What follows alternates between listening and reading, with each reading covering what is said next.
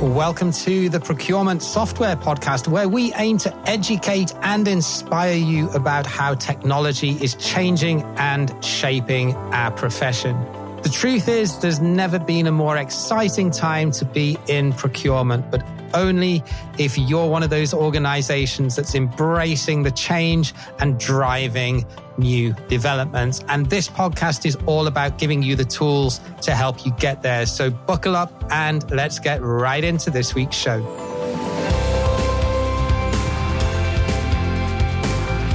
Yes, welcome to another episode of the Procurement Software Podcast. And today I'm actually joined by two gentlemen. So you're getting two guests for the price of one. And there's a very good reason for that.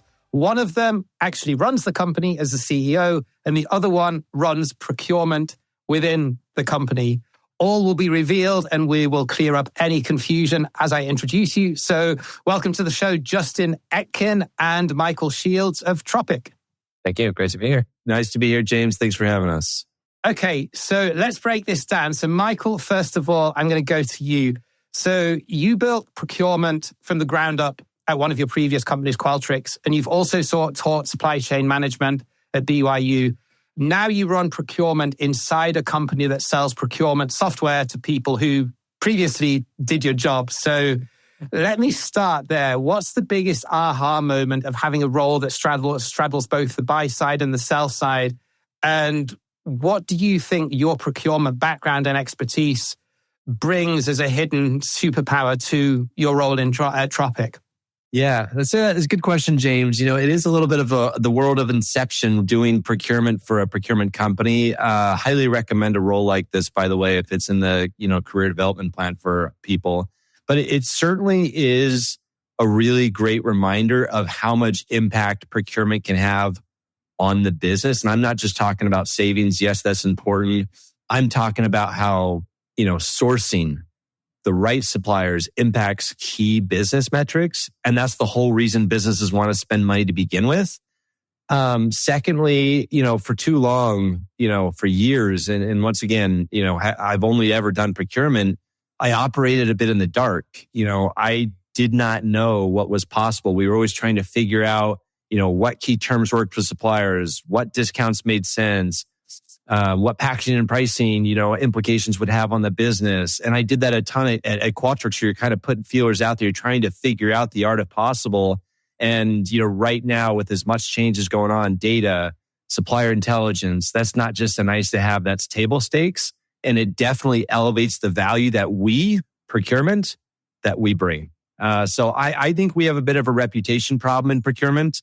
And I think that, my superpower, I guess, is helping change that perspective by changing the value we bring.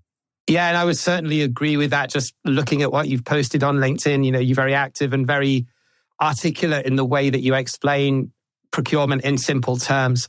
So Justin, over to you. So Tropic's been around since 2019 and you were the co-founder and COO at the time. And recently, we're recording this in August, and 2 weeks ago, you were actually appointed CEO when David Campbell decided to step out of the role. What's that meant to you in terms of how that changes your typical day-to-day remit? Yeah, totally. Yeah, so me and Dave started the company back in 2019 as kind of co-founders, CEO, COO. And, over the last year and a half, as we kind of reflected on where the business is, what we are both kind of striving for and where our strengths really exist, we felt it made sense to start, executing a transition where I would be, taking over as CEO as we've reached more of a kind of a scalable kind of model, as we've kind of entered a new phase of growth.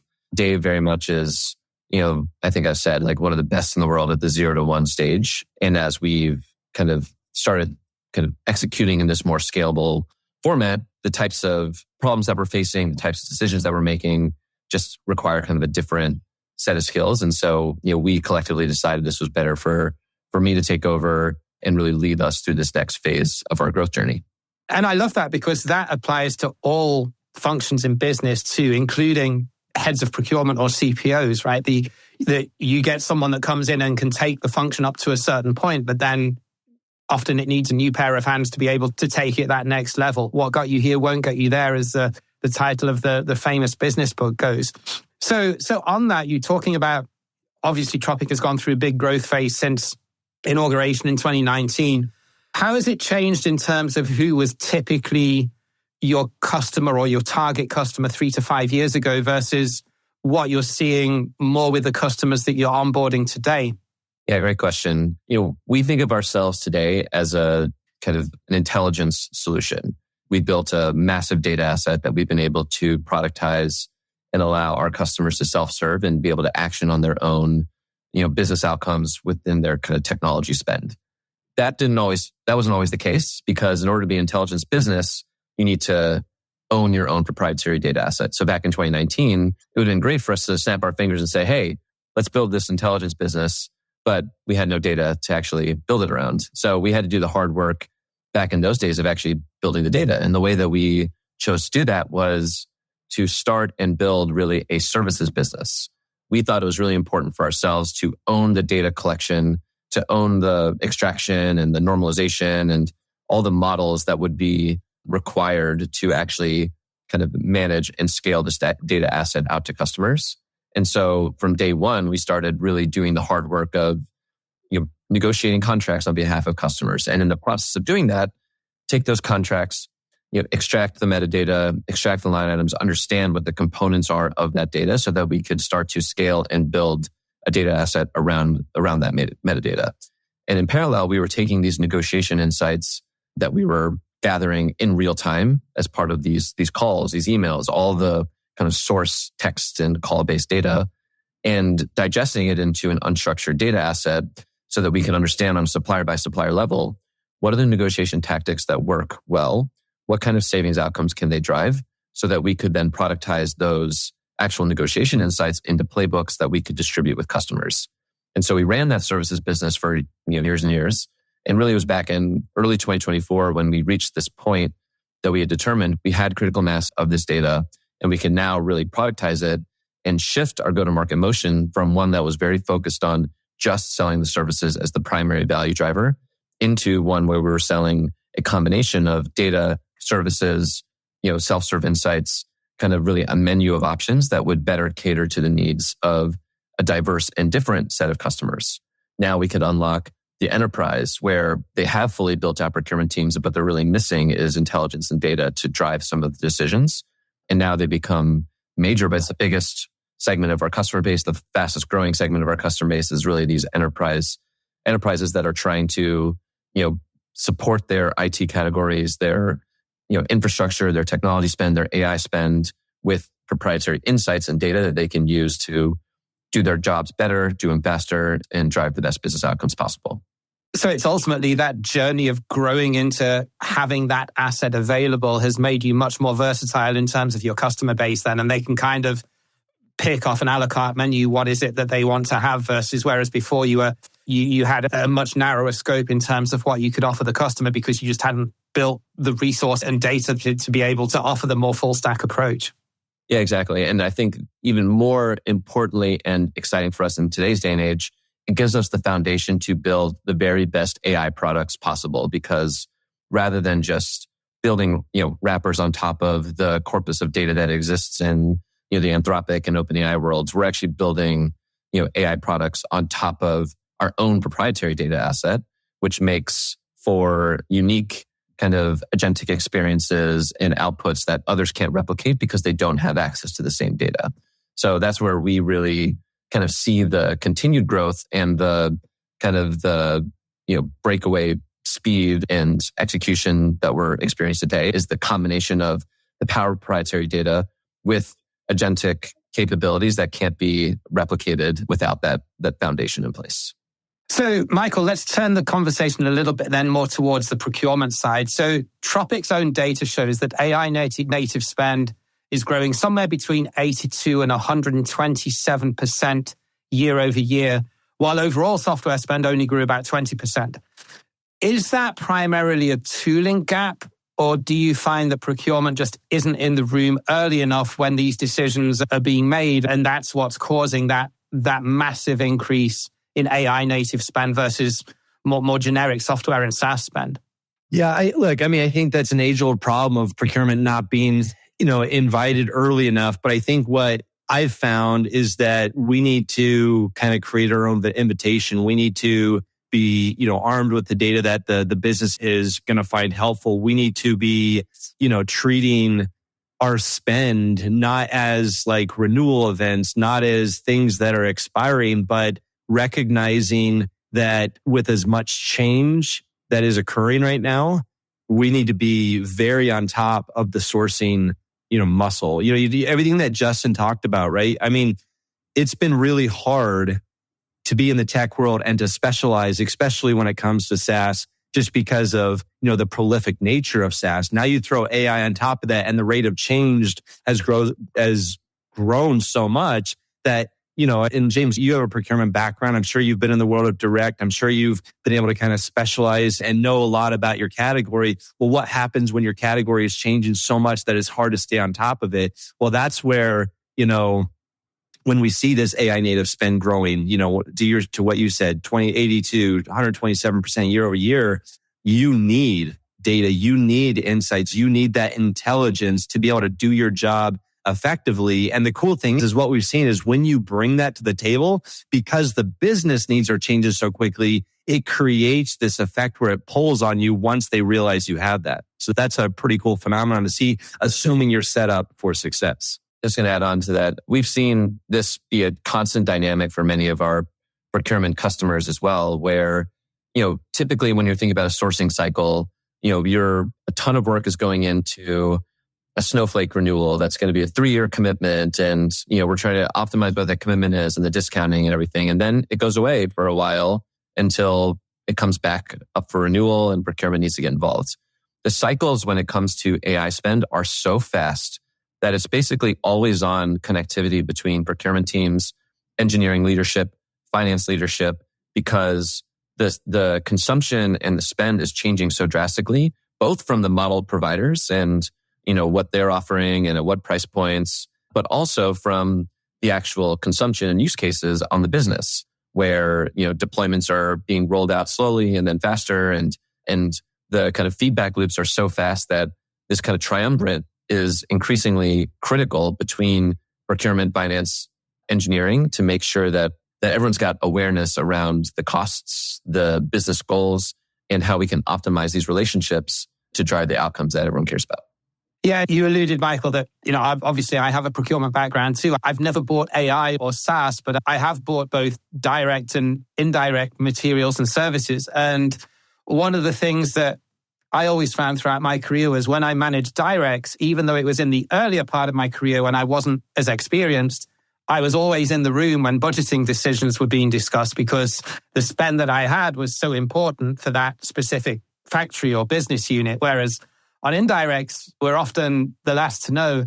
And I think to your point, Justin, that simply can't any longer be the case, right? It's so important that with what you say, with the pace changing so quickly, the procurement has to be in the room and has to be the right hand of finance to be able to get this under control, because otherwise it's just going to be a completely unslayable dragon with multiple heads that you're never going to get on top of. And I think that one of the big kind of ways that this manifests is like in direct goods related businesses, you always thought about like gross margins was such a critical driver of kind of profitability and business success. And margins were much lower, or generally lower in direct goods type businesses. And for the first time in history with AI, gross margins are becoming much lower for these software AI businesses because the AI costs can be so much higher. And so because of that, the role of a procurement professional in these AI businesses looks much more like a direct kind of sourcing for direct materials in other categories, because now the margin profile isn't sitting at 80%, 90%. It's sitting at 40% and 30%, or even negative, as if there's a ton of like VC funding going into these businesses. And so the path to getting those gross margins back up becomes a tier one business priority, which is very different from how indirect categories or spend has ever been prioritized and managed, to your point. Yeah, and we're recording this at the end of August, and just now sort of thinking with Q4 pretty much on the horizon, which is typically budgeting and business planning season. Planning for this next year is starting right at the time that AI spend is compounding. And software firms are increasingly switching to consumption-based models for AI-related tools. So why does that timing position at collision make it an even harder problem now than a typical regular budget cycle? Yeah. Oh, go ahead, Shields. I was going to say, like, in too many cases, what we're seeing is budgets are getting blown up before, the planning process has even started, right? The surprise, the unplanned invoices, they're hitting the AP team, and these have to be paid. Like, these are invoices because you've actually already used those, you've already consumed those credits. And so, the rest of the budget then gets modified to figure out how to absorb it. And some of these, by the way, we've seen are big invoices. It's not like, just a couple $1,000s here. So, and by the way, even if you run a successful pilot, which I know there's a lot of pilots going on right now, it's hard to model. It's hard to predict consumption once you move out of that pilot. So like all these things are exacerbating the fact that, the budget that you thought you were walking into may have been blown up before you start the conversation. I think the other factor that I'm starting to see for these budget planning conversations is there was so much kind of permissibility around budget overrun in 2026 when it came to AI costs, because 2026 was very much a period of experimentation. And we didn't, as procurement and finance teams, we didn't have the controls or the know-how to manage these new models and the runaway consumption that, that might be happening, across these businesses.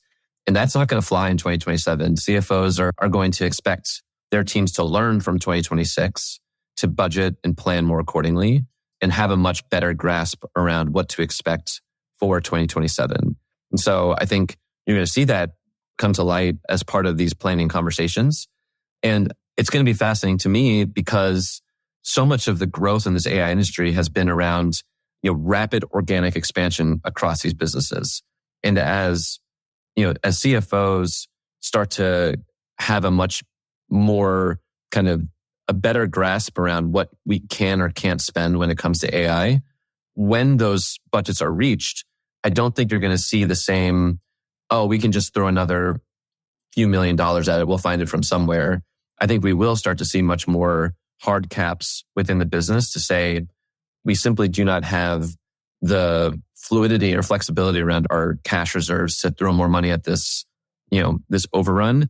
You got to figure out and fund it, elsewhere. And I think it's going to be a pretty fascinating dynamic for this 2027 cycle.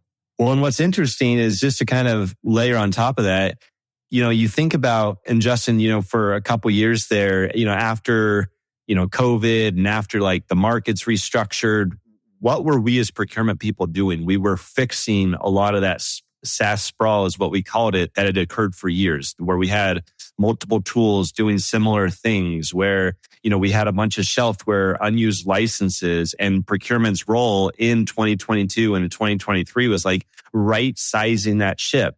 And it kind of feels like a deja vu moment right now, because right now we have departments who all of a sudden, they have all these AI tools out there. A lot of them have a lot of overlap. Some of them don't have that ROI, or the expected outcome wasn't, didn't materialize. And so, and of course, then you layer on top of the fact that we have the consumption and the credit, which everyone defines a little bit differently.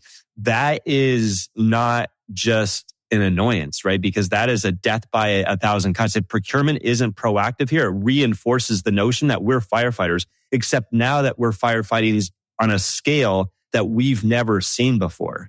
And so, and of course, that distracts from our ability to be, strategic. And so it kind of keeps us boxed in. And so, right now, if we can get ahead of that and we can leverage the tools at our disposal, that's where we don't have to spend our time firefighting. We can enter these conversations with intelligence, with data that's going to be extremely impactful to the business.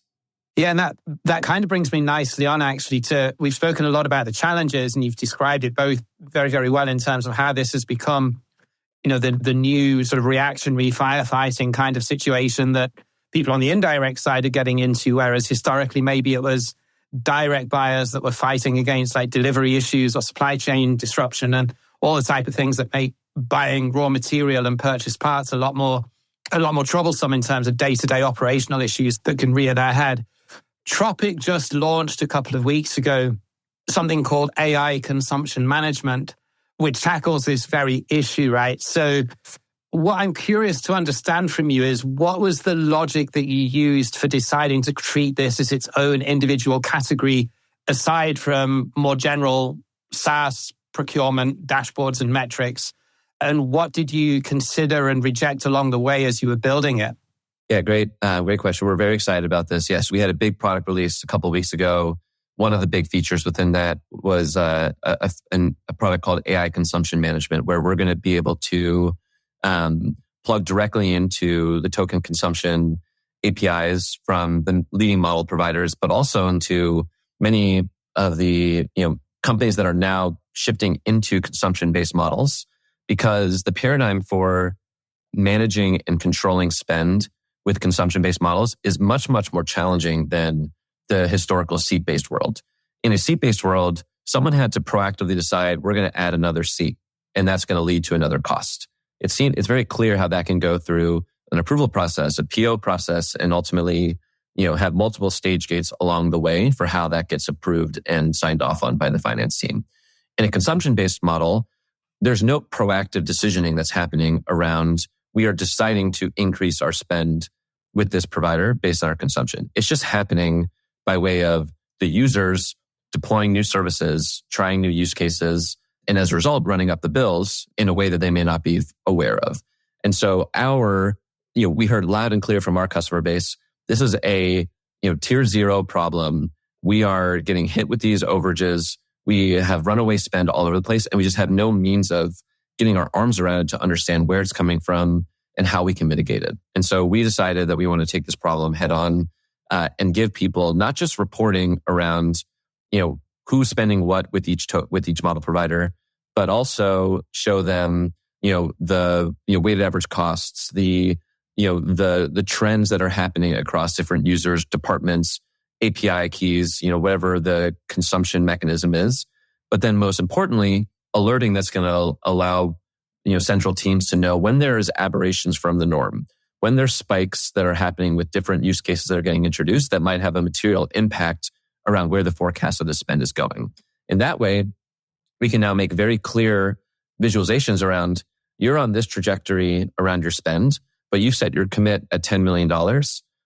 Looks like we are on pace to exceed that commit well in advance of our renewal cycle.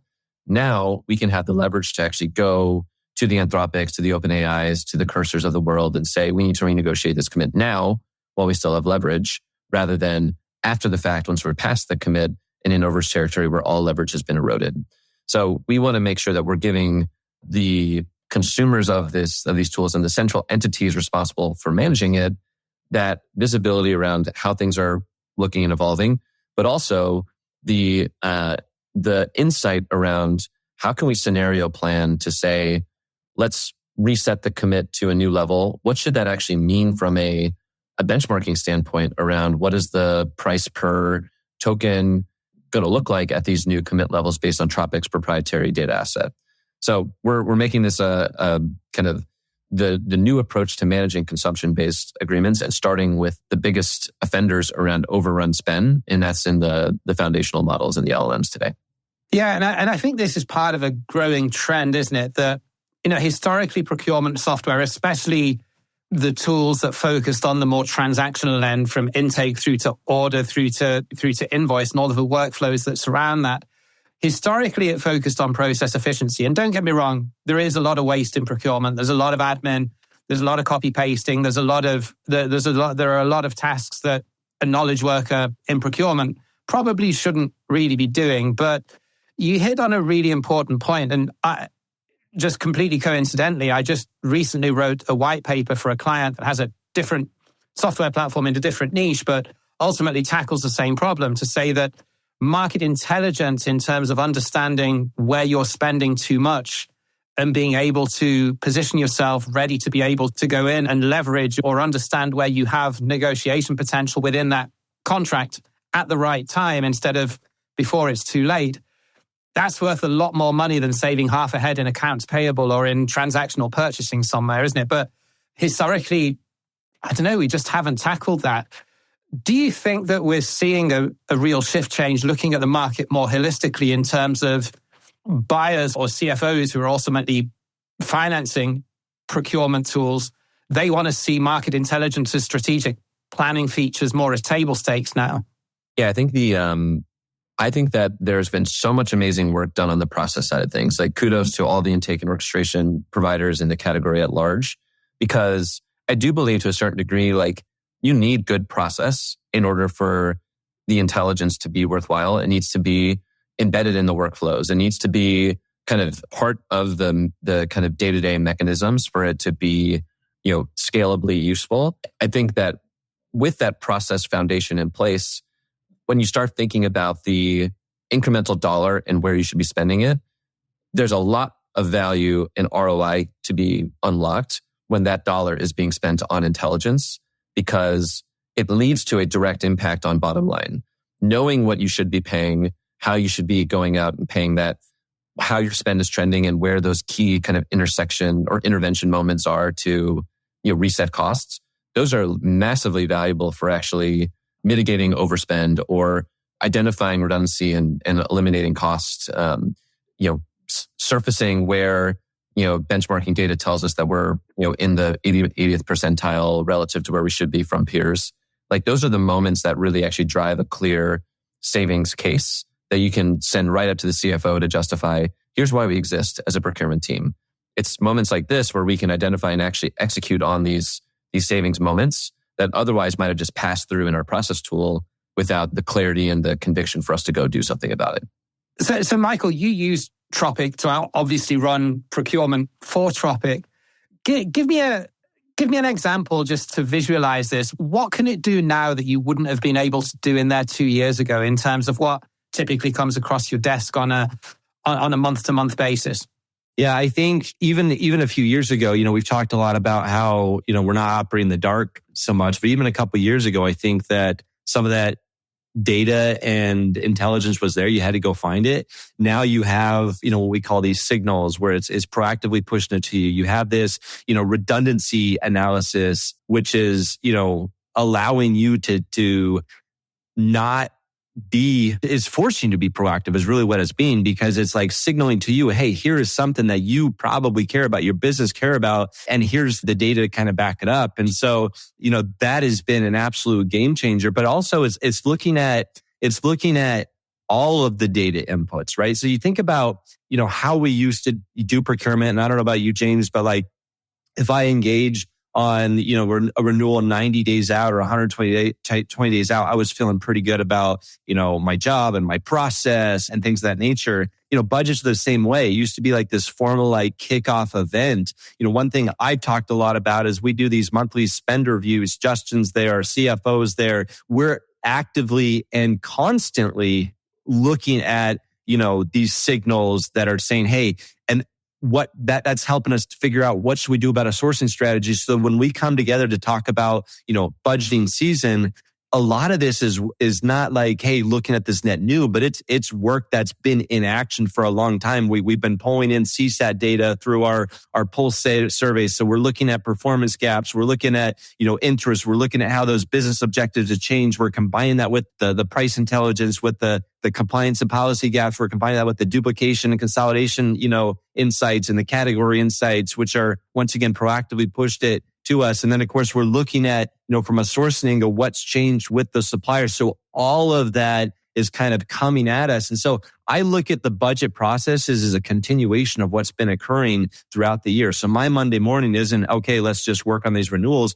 My Monday morning is based off of the monthly spend review that we had earlier, that month, which then ties into the budgeting season and those outputs that we're talking about. There's, hey, are we doing the full sourcing events? Are we rationalized? Are we cutting all together? Are we doing some sort of light touch, or maybe it's a self-service, that we're allowing the business to do. But that is a completely different process than how I was handling things 2 or 3 years ago, and how I think most people were handling things even as late as 12 months ago.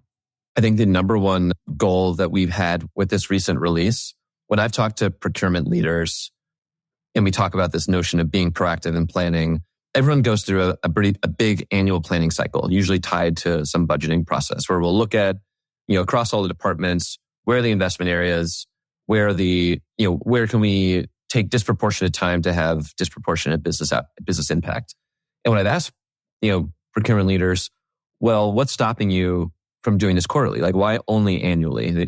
Given the amount of changes happening in the market, wouldn't you want to do this more frequently? And the response I get is, no way. The time it takes to do this for that one annual planning cycle simply could not be done, more times throughout the year. And that right there is like the number one thing that I want to be able to address, is to take what is normally a rigorous annual planning cycle and make that fast and make that happen at a quarterly level where we can have procurement and sourcing leaders going to each department, going into each category within the kind of the IT and technology space and saying, here's where we want to focus. Here's the data that supports it. Let's partner on this so that we can get well ahead of it and make sure that we're actually driving this impact in the priorities that we've seen. This release takes us much, much closer to being able to accomplish that based on how we've organized and surfaced the data and insights that customers need to run those processes. And we're psyched to see what that's going to lead to for, not just this annual planning cycle, but then the ongoing planning that every team should be able to do on a quarterly basis. And it makes it then a lot more fluid, doesn't it, as well? And procurement is not just reacting, they're actually being able to have their input at the point that action needs to be taken, rather than just having something dumped on their desk and having to react and do the best they can. What's the biggest misconception then, do you think finance leaders have in terms of what a modern, and I use that, I'll bold that word, what a modern procurement function actually does day to day? Ooh. Shields, you have an initial answer to that? I think that, I think the misconception is that they will give us a task and then we will go and figure out what data we need to answer the question and the reality is, I think at this point in time, we need to have that information at our fingertips or accessible very quickly because decisions are being made all the time. The other thing I think that, there's a misconception is that we need to layer on more processes, more steps, more oversight. And I think that maybe that is true to in some regard, but the execution is probably different than implied. It doesn't need necessarily more approvals. It needs right approvals. It needs like, hey, this is the information required to get approved. And this is what, that looks like instead of, convincing or trying to twist the arm of finance. And so I think that's evolved. My perspective on it is, finance teams, office CFO think that procurement can spend all their time focusing on just the strategic spend, like the big Microsoft deal, the big Oracle deal, and that all of the other smaller mid to long tail are like very straightforward, simple renewals. And the reality is that, especially today, these mid and long tail renewals are changing so dramatically and risk eating up so much more of the fathead budget that they require a similar level of attention and effort. And if not addressed or not, dealt with intelligence, the risk is that those mid-tail and long-tail vendors can quickly turn into the fathead without the right protections and mitigations in place. And so that's what we always advocate for is like, don't overlook the mid-tail and long-tail, having intelligence to actually surface like what needs attention and how to actually achieve it so that you can spend a tenth of the time that you would otherwise if you were kind of trying to do all of your own personal guided research. The ROI impact of that is massive, not just from a today's savings potential, but also what you're mitigating, what you're avoiding for the future if left unaddressed. Yeah, I couldn't agree more. Now, you might actually have answered that to some extent in your answer just to the last question, Justin. But when you onboard customers, after they go live, what typically surprises them the most when they start seeing their own spend data clearly for the first time? I guess like the long tail is going to be part of that if there are big opportunities there in terms of where they stand versus the industry average. But is there anything else that typically always springs to mind? Yeah, two reactions that we always get. The first is procurement leaders are looking for that deal where they thought they did a really good job, but they didn't have data to prove it. And so they're looking for that to then be able to say like, I did do a good job. And then they want to run that up the channel and say, look, benchmarking, we didn't have benchmarking before. Benchmarking is now telling me I did a really good job on this. So like, I want to make sure that is known and acknowledged. And I think that's good behavior. I think that more procurement professionals should surface to their leadership, to other, stakeholders in the business. We've got great pricing on this. Like, this is why we exist as a procurement team. It helps build the brand and the awareness and the conviction on the function. So that's number one. And then number two is like, where do we have the worst deals? And there's always a sneaking suspicion around like where those might be coming from, whether they're inherited or, the business stakeholder did something and we knew it was bad, but we didn't have the time to address it or manage it. And they're always like going and seeking out those individual ones. And when they have the data to say like, oh, we do have bad pricing on this. Now I know I can go address it, either in this moment because it's some consumption-based thing and we can renegotiate, or, when renewal is approaching, then we can really tighten the screws and have the ammunition to go after it. Got it. Okay. Just conscious of the time, guys, and needing to wrap this up. Michael, I'm going to take the last question with you if I can, and just a bit of crystal ball gazing. So usage-based pricing started in infrastructures. Now it's spread through AI tools and it's showing up more and more in traditional SaaS-based categories too. So as someone, as an IT procurement professional now working for a procurement tech company, I think you're a great person to ask this to. Where do you think IT procurement's priorities will shift towards if, as we expect, most of their software stack will eventually pursue pricing in this manner?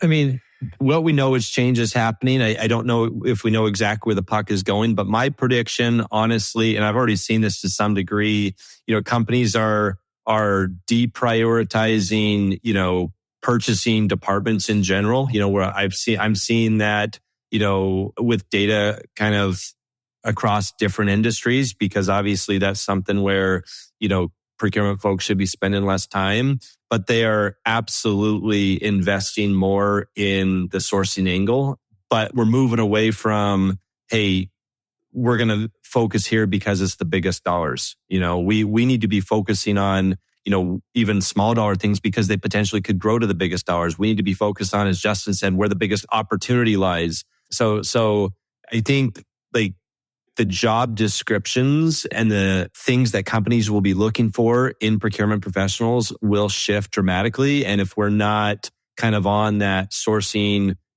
strategic procurement side and really investing in skill sets there, then that's where, we potentially can get left behind.